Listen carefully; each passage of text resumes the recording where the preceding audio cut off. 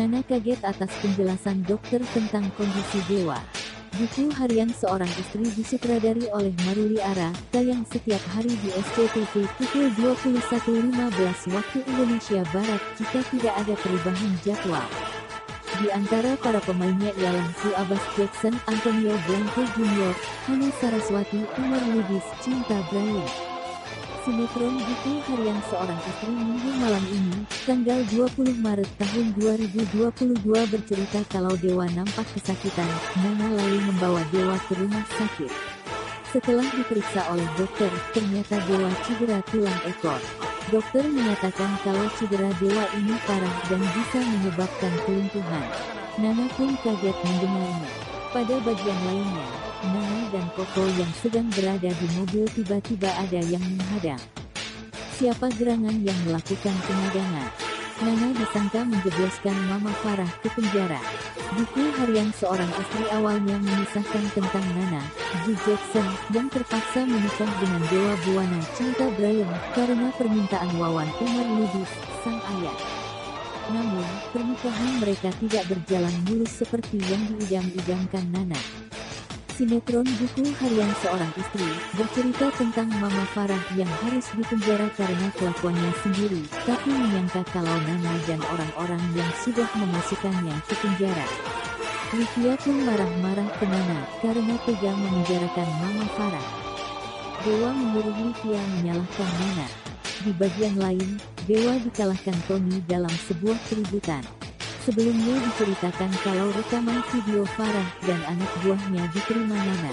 Ia kaget ternyata selama ini Mama Farah mencelakainya.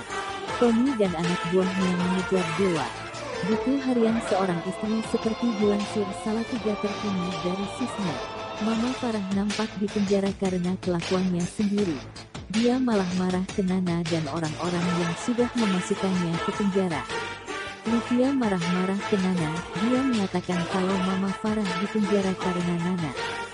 Dewa menyuruh Livia menyalahkan Nana. Tony dan anak buahnya mengejarnya, Dewa kesal Tony masih cari masalah dengannya. Tony menghadang bas itu. Dewa keluar bas dan melawan Tony dan anak buahnya. Namun karena kalah jumlah, Dewa nampak bisa dikalahkan Tony. Koko bicara sama Fajar, Koko malah menyuruh Fajar untuk mencabut tuntutannya ke Bu Farah, biar Bu Farah bebas.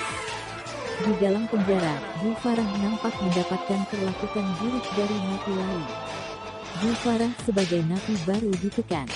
Dewa, Nana dan Junior nampak mau pergi dengan bas.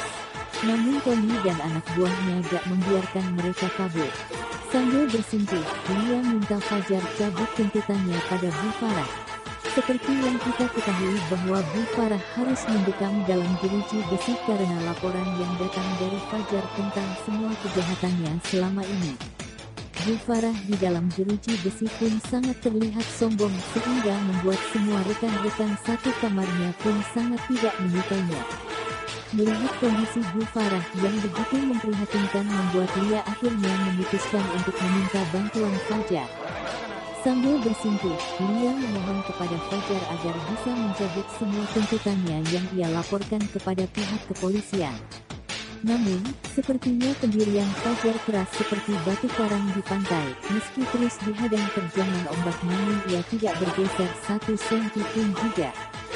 Fajar berniat agar Bu Farah bisa sadar dan kembali bertingkah yang baik saat ia nanti keluar dari penjara.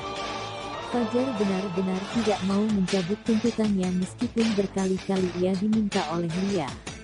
Bahkan Fajar meminta Lia untuk sebaiknya mengirim niatnya tersebut.